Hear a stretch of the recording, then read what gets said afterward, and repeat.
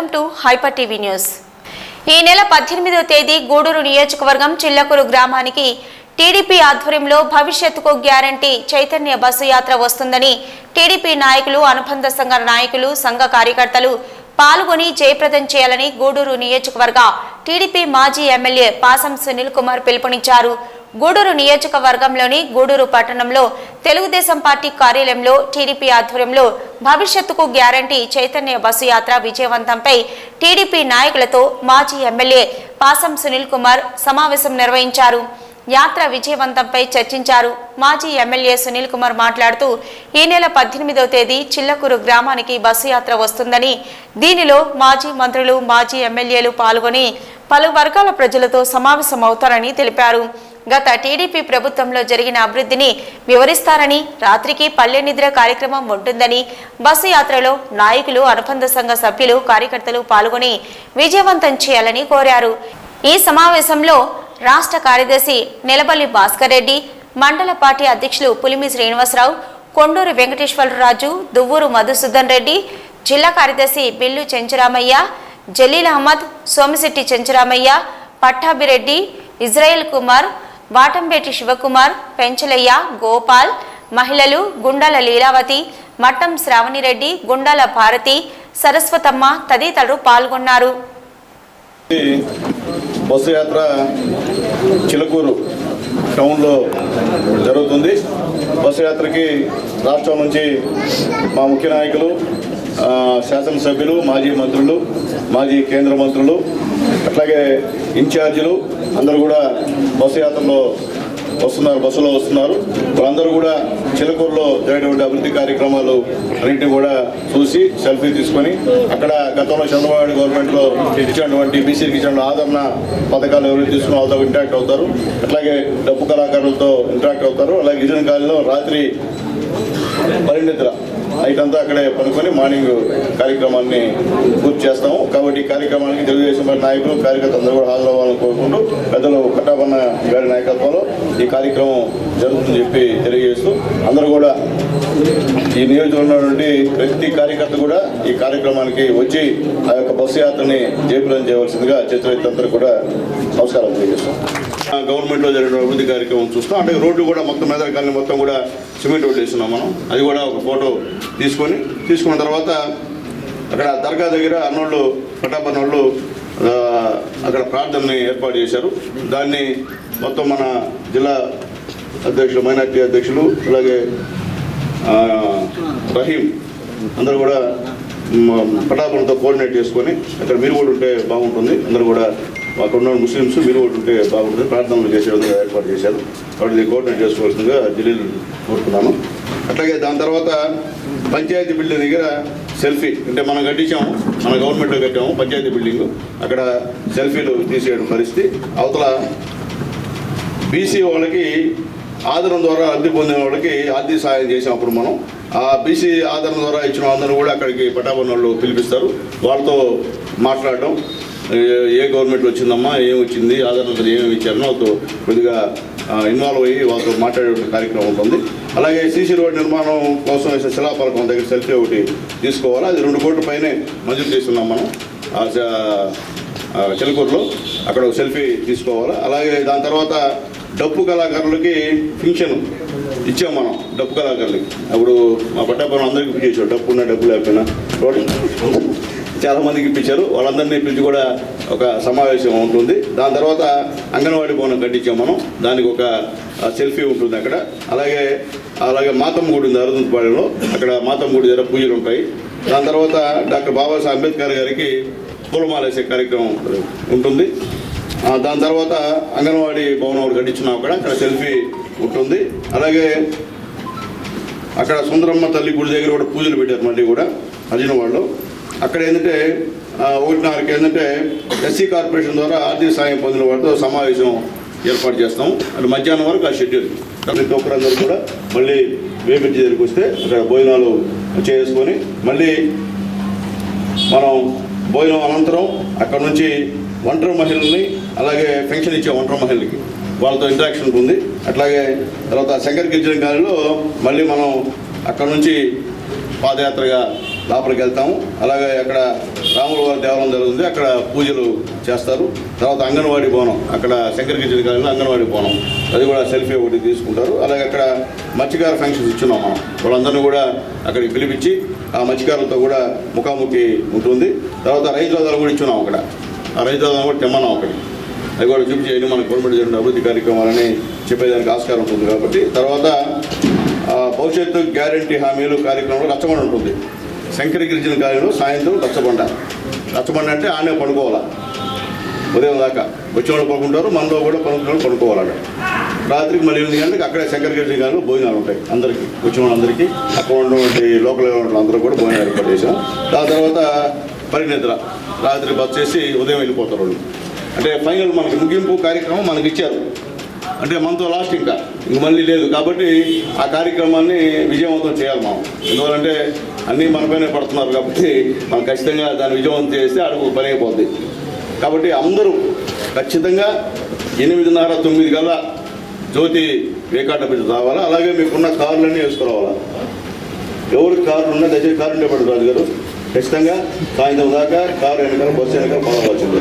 అందరూ వాళ్ళందరూ కూడా కార్లు వేసుకోవాలని చెప్పి కోరుతున్నాం. మనం వచ్చినట్టు అందరూ కూడా కార్లు వేసుకొని వస్తే బాగుంటుంది. కాబట్టి కార్లు అందరూ వేసుకోవాలని చెప్పి రిక్వెస్ట్ చేస్తున్నా. అలాగే ఈ ప్రోగ్రామ్ని సక్సెస్ చేయాలి మనం అంటే, ఎందుకంటే నేను కూడా చిత్తూరు జిల్లా పోయినాను, నేను తిరుపతికి పోయినాను. అదేంటంటే కొద్దిగా తిరుపతిలో కొద్దిగా ఆడికి అయిపోయిన తర్వాత నిన్నే భవిష్యత్తు గ్యారంటీ పథకం మీద మహిళలందరూ కూడా నిన్న మీటింగ్ పెట్టారు. కాబట్టి మనం కూడా ఒక 40 రోజుల పాటు అంటే నెల పాటు వాళ్ళకు వెహికల్ తీయించి దానికి అలంకరించి 40 పంచాయతీలని మన కాన్స్టిట్యున్సీలో వాళ్ళు మహిళలు పోతారు. దానికి ఎట్లా చేయాలి ఏందని కూర్చొని జిల్లా అధ్యక్షులని పిలిపించుకొని స్టేట్ అలాగే కార్యదర్శి జిల్లా కూర్చొని మొత్తం ఏ విధంగా చేయాలని కూడా ఒక ప్లాన్ చేసుకుందామని చెప్పి మీ అందరూ కూడా తెలియజేస్తున్నాం. అట్లాగే ముఖ్యంగా మీ అందరూ తెలియజేసేదంటే, ఇప్పుడు జిల్లా పార్టీ అధ్యక్షుడు మనకు వచ్చినప్పుడు మనం గౌరవిస్తాం, ఎందుకంటే జిల్లా పార్టీ అధ్యక్షుడు కాబట్టి గౌరవం ఇవ్వాలి. అట్లాగే అనుబంధ విభాగాల అధ్యక్షులందరూ కూడా మనకు గౌరవం ఇవ్వాలి. మనమేం వాళ్ళు మనకేం పోటీ కాదు. జిల్లా పార్టీ అంటే జిల్లా పార్టీ అంతే, దానికి గౌరవం ఇవ్వాల్సిన పరిస్థితి ప్రతి ఒక్కరికి ఉంది.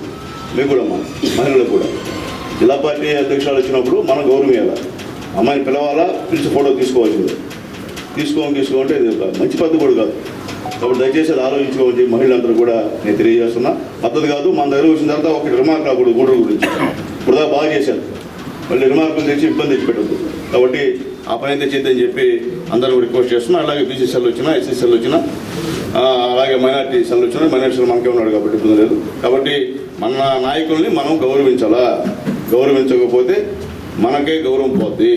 కాబట్టి ఆలోచించుకోమని చెప్పి మీ అందరికీ తెలియజేస్తూ, నేను దాని కింద ఆ వెహికల్ 4 రోజుల పాటు అన్ని గ్రామాల్లో తిరుగుతుంది. ఎవరెవరు షిఫ్ట్ ఇష్టం, ఫస్ట్ ఒక 10 రోజులు ఒక బ్యాచ్ పోతే, తర్వాత ఇంకో 10 రోజులు ఇంకో బ్యాచ్, తర్వాత 10 రోజులు ఇంకో బ్యాచ్, ఆ విధంగా పోయేటువంటి కార్యక్రమం. దాంట్లో స్థానిక నాయకులందరూ కూడా మహిళలను కోఆపరేట్ చేయండి. మీ పంచాయతీకి వచ్చినప్పుడు మీరు దగ్గరుండి సమావేశం ఏర్పాటు చేసే బాధ్యత మీరు చూసుకోవాల్సిన పరిస్థితి కూడా ఉంటుందని చెప్పి అందరు నాయకులు తెలియజేస్తున్నాం. మాకెందుకులే మహిళలు వచ్చారు, మా సంబంధం అంటే కుదరదు. వాళ్ళ పార్టీ కోసం గ్రామాలకు వస్తున్నారు మహిళలన్నీ కూడా. 30 రోజులు తిరగడం అంటే మహిళలకు సమాజ విషయం కాదు, మీరు ఆలోచించండి. కాబట్టి మీరందరూ కూడా మహిళలను గౌరవించి వాళ్ళకి ఇక్కడ ఏం కావాలో ఆ వసతులు ఏర్పాటు చేసి వాళ్ళని గౌరవంగా మీటింగ్లు పెట్టి పంపించాల్సిన బాధ్యత మీ అందరిపైన ఉందని చెప్పి మీ అందరికీ తెలియజేస్తున్నా. అర్హులై ఉండి సంక్షేమ పథకాలు రాని వారి కోసం జగనన్న సురక్ష కార్యక్రమం రాష్ట్ర వ్యాప్తంగా జరుగుతుందని, సమస్యలు ఏమైనా ఉంటే తెలియజేయాలని గూడూరు ఎమ్మెల్యే వరప్రసాద్ కోరారు. గూడూరు 2వ పట్టణ పరిధిలోని ఇందిరానగర్లో జరిగిన జగనన్న సురక్ష కార్యక్రమంలో ఎమ్మెల్యే పాల్గొన్నారు. గూడూరు 2వ పట్టణ పరిధిలోని ఇందిరానగర్లో జగనన్న సురక్ష కార్యక్రమం నిర్వహించారు. ఈ కార్యక్రమానికి ముఖ్య అతిథిగా హాజరైన ఎమ్మెల్యే వరప్రసాద్ పలు ధృవీకరణ పత్రాలను అందజేశారు. ఎమ్మెల్యే మాట్లాడుతూ, ఎన్నికల మేనిఫెస్టోలో ఇచ్చిన హామీలన్నీ నెరవేర్చిన ఘనత జగన్మోహన్ రెడ్డిదని, ఇంకా అర్హులై ఉండి ఎవరికైనా సంక్షేమ పథకాలు రాని వారి కోసం అధికారులే సచివాలయాలకు వచ్చి ప్రజల సమస్యలు పరిష్కరించేందుకు ఈ కార్యక్రమం జరుగుతుందని అన్నారు. ఈ కార్యక్రమంలో మున్సిపల్ కమిషనర్ వెంకటేశ్వర్లు, నాయకులు ఎల్లసిరి గోపాల్ రెడ్డి, బత్తిని విజయ్ కుమార్, నర్సయ్య, అజీజ్, చంద్రారెడ్డి తదితరులు పాల్గొన్నారు. మీకు బాగా తెలుసు, నేనేమి చెప్పనక్కర్లా. 14 నుంచి 19కి చూశారు, అంతకుముందు వైఎస్ రాజశేఖర రెడ్డి గారు 4 నుంచి 9 వరకు చూశారు, 19 నుంచి ఇప్పుడు 4 సంవత్సరాలు మీరు చూశారు. నేను ఏమి చెప్పనక్కర్లా, మీకే తెలుసు ఎవరు ఎంత చక్కటి పాలన ఇచ్చారు, వైఎస్ రాజశేఖర రెడ్డి గారు మీకు ఏమేమి చేశారు, ఏ విధమైన ఫీజు రియంబర్స్మెంట్ పెట్టి మీ బిడ్డలకు చదువునిప్పించారు, మంచి ఆరోగ్యశ్రీ పెట్టి ఏదో గొప్ప వాళ్ళతో సమానంగా ఉన్న కార్పొరేట్ హాస్పిటల్లో ఏ విధంగా చికిత్సకు అవకాశం ఇచ్చారు, రైతులు రుణమాఫీలు చేసి వాళ్ళకు ఉచిత విద్యుత్ ఏ విధంగా ఇచ్చారు, మైనారిటీస్కి ఏ విధంగా రిజర్వేషన్ పెట్టించారు, అలాగే మహిళలకు పావలా వడ్డీలు, ఆ రోజుల్లో పావలా వడ్డీలు అంటే కూడా భారతదేశంలో ఒక పెద్ద చరిత్ర ఇచ్చారు. అయినా కూడా విజయ్ కుమారు ఇందిరానగర్ అంటే గోపాలనే గుర్తొస్తాడు. కాదు నేను ఖచ్చితంగా గుర్తుకు రావాలి.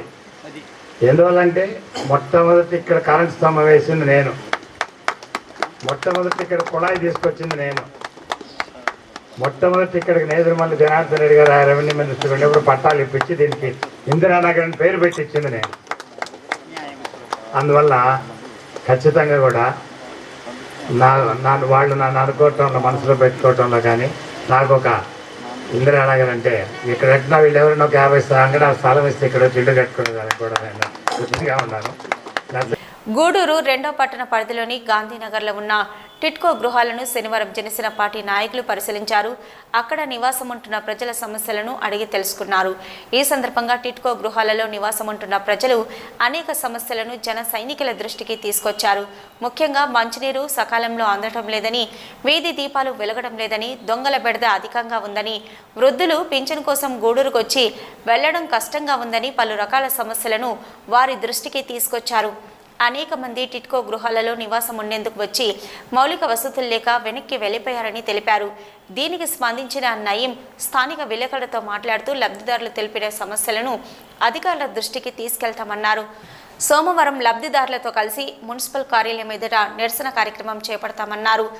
5,400 టిట్కో గృహాలు నిర్మిస్తే కేవలం 350 కుటుంబాలు మాత్రమే నివాసం ఉంటున్నారని తెలిపారు. దీనిని బట్టి టిట్కో గృహాలలో వసతులు ఏమాత్రం ఉన్నాయో అర్థం చేసుకోవచ్చన్నారు. ఇప్పటికే గృహాల ద్వారాలు చెదలు పట్టి పుచ్చిపోతున్నాయన్నారు. కోట్ల రూపాయల నష్టం వాటిల్లుతుందన్నారు. ఓవైపు దొంగల బెడద, మరోవైపు విష సర్పాల సంచారంతో దినదిన గండం దీర్ఘాయుషుగా బిక్కుబిక్కుమంటూ జీవించవలసిన దుస్థితి టిట్కో లబ్ధిదారులకు నెలకొందన్నారు. ఇప్పటికైనా అధికారులు స్పందించి టిట్కో గృహాలలో నివాసం ఉంటున్న పేద ప్రజలకు మౌలిక వసతులు యుద్ధ ప్రాతిపదికన కల్పించాలని డిమాండ్ చేశారు. ఈ కార్యక్రమంలో జన సైనికులు నయీం, హసన్, ప్రసన్న, నాగరాజు తదితరులు పాల్గొన్నారు. ఇక్కడ గాంధీనగర్లోనే అపార్ట్మెంట్ జగనన్న ఇల్లు అని చెప్పి అపార్ట్మెంట్లు ఇచ్చారు. 5,000 చిల్లర ఇల్లులు శాంక్షన్ అయ్యి దానిలో ఇప్పుడు వచ్చి పరిష్కారం చేస్తే ఇక్కడ దగ్గర చూస్తే మొన్నటికి మొన్న ఒక 2 నెలల క్రితం 350 మంది వచ్చారు. ఇక్కడ అందరినీ అడిగితే ఒకటే చెప్తున్నారు, వాటర్ ప్రాబ్లం అయితే భయంకరంగా ఉంది, వాటర్ సరిగ్గా రావట్లేదు, కరెంట్ అప్పుడప్పుడు పోతుంది. మూడోది ఏంటంటే క్లీనింగ్ అనేది ఇక్కడ ఎక్కడ కనపడలేదు మాకైతే.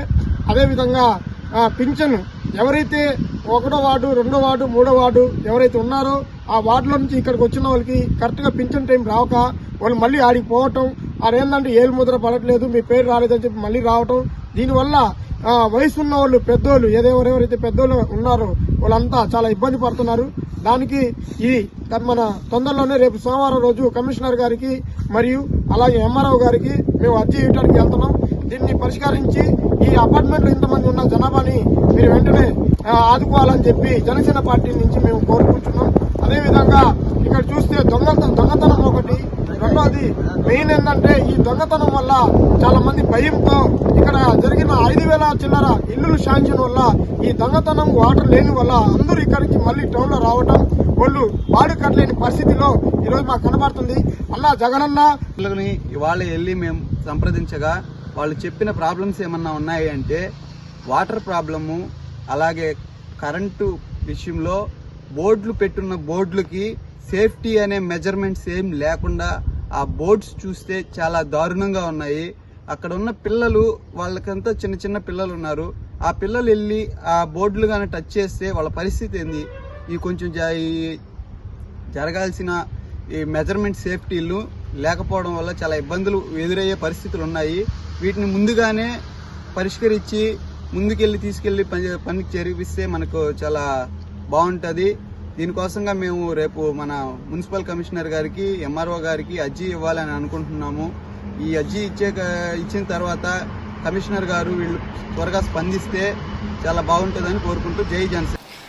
ఆంధ్రప్రదేశ్ రాష్ట్ర బీసీ సంక్షేమ సంఘం అధ్యక్షులు కేసన శంకర్రావు పుట్టినరోజు సందర్భంగా గూడూరు పట్టణంలో బీసీ సంఘం నాయకులు కేక్ కట్ చేసి సంబరాలు జరుపుకున్నారు. నియోజకవర్గ బీసీ సంఘం అధ్యక్షులు తల్లం ప్రసాద్ మాట్లాడుతూ రాష్ట్ర అధ్యక్షులు శంకర్రావు పుట్టినరోజు వేడుకలు జరుపుకోవడం ఆనందంగా ఉందని, బీసీల అభివృద్ధికి ఆయన చేస్తున్న సేవలు మరవలేనివని, ఇలాంటి పుట్టినరోజులు మరెన్నో ఆయన జరుపుకోవాలని భగవంతుని ప్రార్థిస్తున్నామని తెలిపారు. ఈ కార్యక్రమంలో పవన్, గోవర్ధన్ తదితరులు పాల్గొన్నారు. 15 మా రాష్ట్ర అధ్యక్షులు కేసన శంకర్రావు గారు పుట్టినరోజు సందర్భంగా మేము బీసీ నాయకుడిగా గూడూరు నియోజకవర్గం పవన్, గోవర్ధన్ అందరు కలిసి బీసీ నాయకులు కలిసి ఈరోజు మన గూడూరు నియోజకవర్గంలో ధన్యవాదాలు. ఆయన పుట్టినరోజుని బాగా ఘనంగా నివాళులు చేస్తున్నాం. ప్రజల మీద కూడా మొత్తం కలిసి ఆయన చేసే సేవలు మన బీసీకి సంబంధించి మన పలకమ్మ కోసం కానీ చాలా పోరాటం చేస్తున్నారు. ఆయన ఎన్నో కార్యక్రమాలు పూర్తి చేస్తారని, ఆయన 60వ పుట్టినరోజు ఈరోజు ఇంకా ఎన్నో పుట్టినరోజు 100 సంవత్సరాల దాకా ఆయన పుట్టినరోజు చేయగలరని కోరుకుంటున్నాం. మన బీసీల తరఫున ఎంతో నిర్విరామంగా పోరాడుతున్న మన కేసన శంకర్రావు గారు ఇంకా ఎన్నో జన్మదినాలు జరుపుకోవాలి.